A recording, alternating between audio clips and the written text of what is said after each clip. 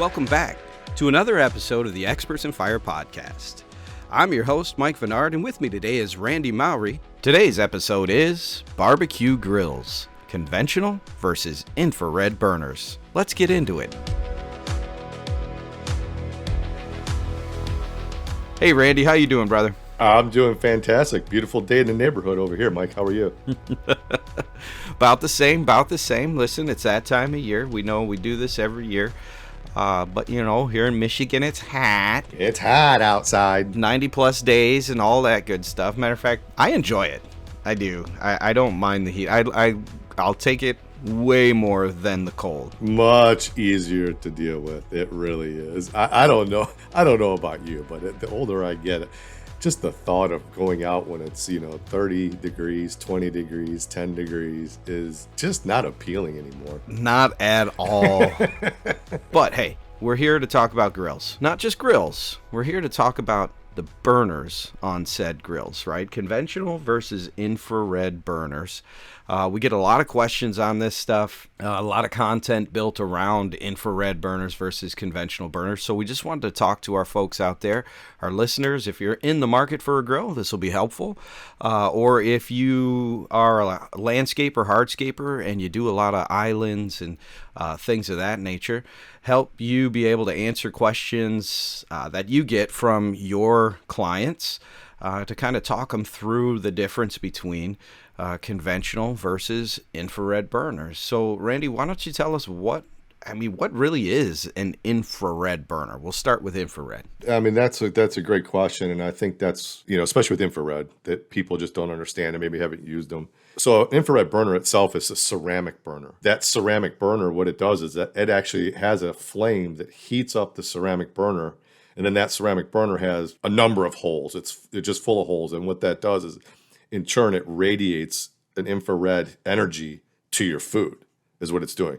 So, and it gets super hot, is what it's actually doing. Think of a laser beam. You're shooting like a infrared radiant laser beam to your food. You're directly heating that food, is what you're doing with that infrared burner. Okay. And, and the burner is going to get extremely hot. It's a direct heat to your food. And we'll talk about versus what a conventional burner will do. So is it similar to, I know we've had discussions in here before, about patio heaters, like the mushroom heater just kind of pours heat out versus an infrared patio heater, which is heating objects. Correct. Yeah. Think of it like a patio heater. Infrared, meaning it's going to heat the object. And in this case, it's going to be your food. We'll use a steak because that's typically what most people are using the infrared burners for. When they're cooking with infrared is like steak, searing that steak, searing it and holding those juices inside. So what it's doing is it's actually heating that object. In this case, it's going to be your steak. It's not affected by wind or the airflow within inside of your grill because it's a direct heat. Well, that's a big pro because I know I have to play the wind when I turn my grill on. So obviously I don't have an infrared burner, right? Right there with you. With it being direct, obviously you're going to get more of an even heat as well because you are heating direct to the food that is on the grill surface. So you're getting a much more even flow of heat directly to your food throughout your grill. Okay, so that's a big pro there. If we were talking pros and cons kind of thing, that's a big win. To not to have that. What are other benefits to having an infrared burner? With it being direct, it's going to cook your food much faster. Temperatures are high. Some infrared burners could get up to 1,000 degrees. So it's going to preheat quicker with the infrared burner. So you're going to get quicker heat within 3 to 5 minutes, and that could be up to 1,000 degrees depending on your grill. Wow. And then that in turn is going to allow your food to cook much faster. And then with the food cooking much faster, in the heat itself, sealing in those juices is going to have that potential for your food to actually taste better because it's going to be, in a case of a steak, much juicier on the inside. So kind of think of like a high-end steak restaurant or something like that, where they're searing that thing at 1,000 plus degrees on all sides, and then they're putting that on your plate, you cut into it, and it's all nice and juicy on the inside.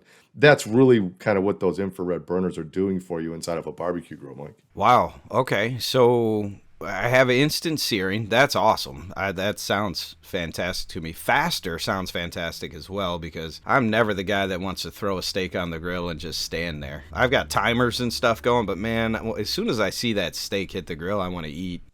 Yeah. And the other thing with it being faster, Mike, is, some folks are working all day long and they don't want to sit there and have to fool with their grill for 30, 40, 50 minutes to eat. So that's another kind of bonus when it comes to, cooking that food faster. Now you said some of them go to 1,000 degrees. Do I just turn it on and it's bam heat, or can I adjust the heat? So some of them will have a variable control, like your traditional burners, to be able to vary that heat. We're talking about, the high end of the heat itself and the premise behind them when they're rolling out. Now, some of those can be dialed down to like 200 degrees, of course. And, that's going to be kind of one of the similarities to a conventional style grill. You do have a little bit of control over it. The other nice thing about an infrared, because of the high heat, the ceramic, is you're going to have minimal flare-ups, unlike a regular. Because what's going to happen, Mike, is, let's say those juices come down. As soon as they hit that ceramic, that high heat, it's going to vaporize that. So it's going to really reduce the flare-up somebody's maybe commonly used to in a conventional style grill. And does that give us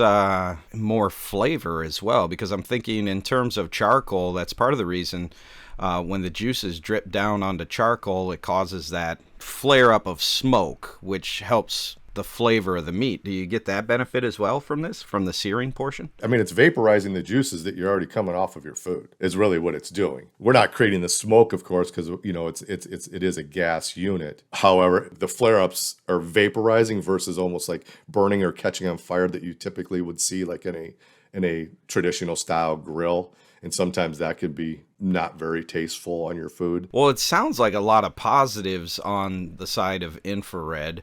Are there any negatives or cons? There are. I use the scenario of a steak because that's what most folks are using an infrared burner on.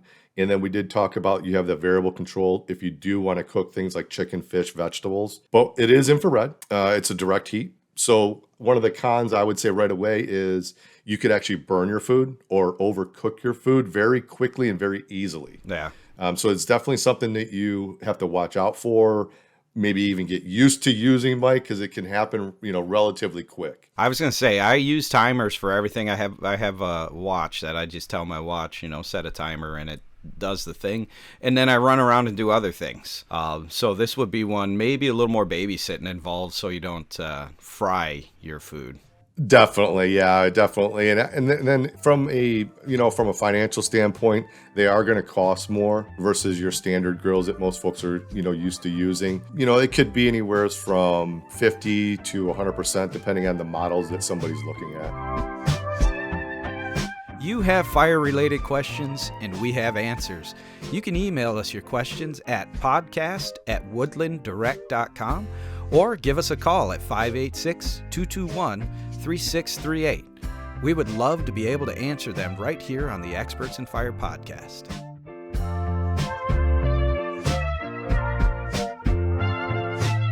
I'm also thinking, Randy, there are other...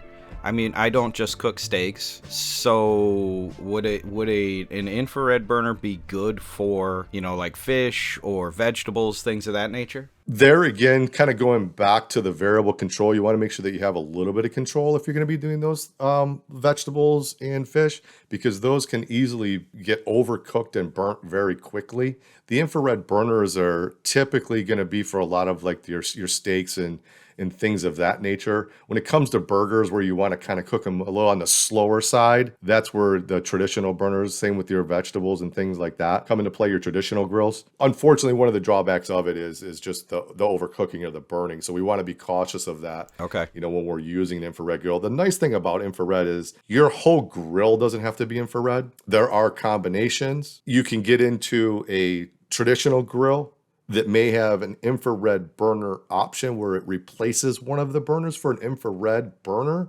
so that you can do your veggies and fish off to one side and use that infrared single burner for your steaks. Oh, that's real nice. Okay, well then let's jump into the conventional grill and the burner that is on that. So conventional burners, you'll see they're going to vary from your standard round tube burners, U-shaped burners, cast stainless steel burners. Those are all going to still be in your standard conventional, your traditional style of burners. It's just different variations of stainless steel or a steel depending on the quality of the grill itself. And unlike when we talked about the direct heat for an infrared burner, your conventional traditional burners are now we're heating up kind of the airspace around the food. Same thing with a your traditional burners. It's casting a heat envelope, so to speak, around your food, and it's affected by the air. So like you mentioned, you got to constantly play with the grill or move the grill around based on the wind load. Well, it's because that heat is moving around. Think of your stove in your house. You turn that burner on. If I turn my ceiling fan on above me while I'm cooking, and it could be cascading that flame around my pan. Yeah. Well, same thing with a traditional burner. So that's what tends to happen and why we get hot spots in our grills. So Randy, we're really talking about the ability to heat the object versus heating the air around it. Correct. Yeah, kind of like going back to the patio heater scenario you mentioned previously. The infrared patio heater, which is an object heater, it's going to heat you and me sitting in a space, versus a propane freestanding heater that is going to heat that air and it be affected by the wind. That's how a traditional gas grill burner is operating as well. So it's shooting up heat, but it is affected by the wind. So that's why it's a much slower cooking, obviously, as well, because we have to heat that air up more around that inside of that grill box. So I know when it comes to the conventional type grill, I'll close the hood, set the timer, take off, run, do something, come back when the timer goes off, lift the hood, and do whatever I'm going to do, whether it's flip or, sauce, whatever. Do you close the hood with an infrared burner going? Do you need to? No, we definitely don't want to do that. So yeah, because of the high heat, and especially on a grill, Mike, that may have multiple infrared burners, and let's say that somebody's using them all, and you could easily damage the grill itself in a scenario like that. Unlike our traditional burners, our heating temperature, let's say, may max out depending on the grill at 500 degrees versus 1,000 on an infrared grill. We really want to be careful that's one of the big things with the main differences is the learning how to cook with an infrared versus what you've been used to doing with your traditional grill. So you said that there were combos as well. So I could get a grill that has conventional tubes or whatever in it versus, and then on one side have the infrared. Do I just leave the infrared off if I want to cook with the hood down? Yes, sir. So what we would do with that in a scenario like that, let's just say that you sear your steak and then you want to finish cooking it on the regular, over your standard burners, your traditional burners. That's what I was thinking. Yeah. Yep. You would turn that infrared burner off, and then that would allow you to close that hood to finish cooking the rest of your food that's on the grill itself. I love it. So definite benefits to having that. I know in the people that I've talked with over time with infrared burners, it really comes down to a question of, do I want all of this cook space is set up in one burner type, or am I good with just having this much cook space and an infrared burner there? Because you're not always going to have that infrared burner on, so it's like you're losing some of the cook space that you would have if you just had the whole thing conventional, which I look at it, Randy, and go, I have opportunity to use that as a kind of resting side over there when I'm cooking for folks who, somebody wants medium or medium rare versus the other person who wants it all the way to hockey puck, please. Always a little offended by that one, right? I'm like, no, really, I buy good meat. You don't have to have hockey puck. Right. But it's a spot where you can set meat and let it settle while you finish cooking on the other side. But you do lose space It's not like, hey, I can fit 32 burgers on here. No, now you're only fitting, 20, 24 burgers on there. Yeah, absolutely. And sometimes it's a driver to what size somebody chooses for a grill. They may have called for a 36-inch grill, but they are and considering a side burner, infrared burner, then that goes to from a 36 to maybe a 42, 48 inch, just so they can keep what they had in mind, but also have the option, like you mentioned, to do some searing when they do want to do the searing. So it's just definitely part of the conversation and helping folks choose the right grill for what they're going to use it for. And I don't want to deter anybody from any kind of grill, traditional and or infrared. It's going to definitely be based on what you're cooking, who you're cooking for, and things like that, because they're both great products. They each have their place in somebody's home. I have some folks that buy nothing but infrared, and they make sure that they have the variable controls where maybe it'll go down to 200 degrees to get those temperatures like a traditional. And then maybe they have their group of men over for a men's meeting and they're doing nothing but steaks and they want the whole thing infrared so they can sear everything. So they each have their place. They each have, of course, their drawbacks when it comes to the grills. Most of us have used traditional burners for a long time, and hopefully those that are listening as well. And when I mention like hot spotting, it just means you're going to have, where we have those hot spots of your grill where you're constantly shuffling food around because of the inconsistency of those burners, the airflow. It may not necessarily be the grill itself. It's just how the air is flowing through there, because we are heating that airspace and that heat is moving around. The infrared we have to be cautious of the heat itself, that we're not overcooking and or burning some food. I love it. It's a great conversation. It's something we talk about all the time, especially during the spring and summer months with our clients. For those who are listening out there, I hope we've given you some information to help arm you to be able to talk to your clients. Be careful, though. I'll say be cautious in how you talk with your clients about this, because it can go down some rabbit trails, man. And you've got somebody on the line who's talking, they want a grill, they need a grill, and all of a sudden they stop and go, you know what, I'm going to have to do some more research. Nah, it's not that difficult. It's really not.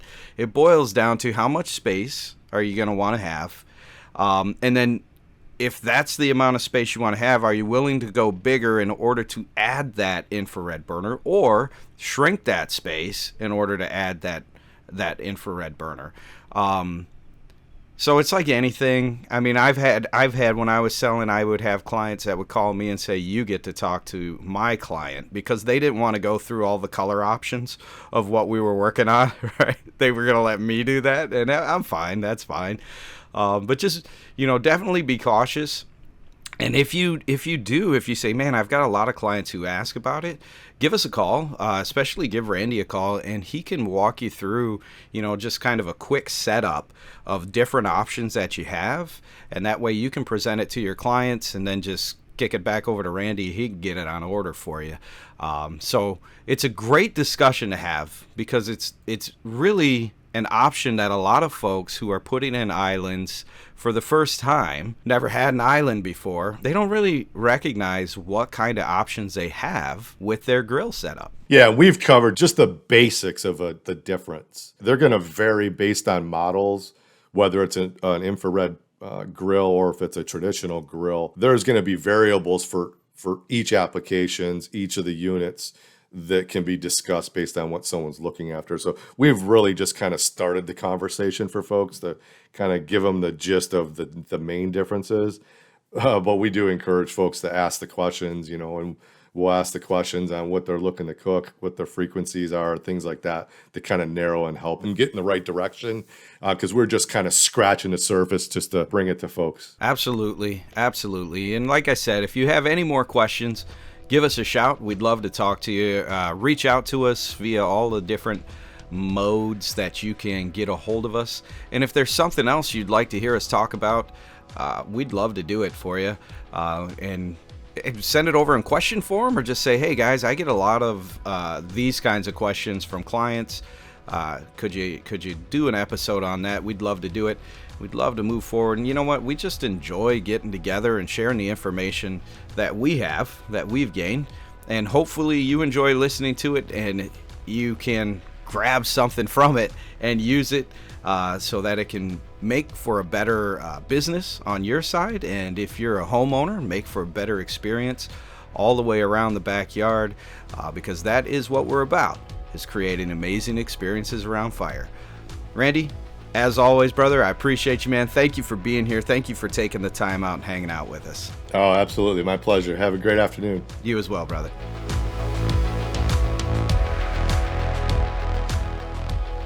Join us next time for the importance of maintaining your barbecue grill. We'll see you then.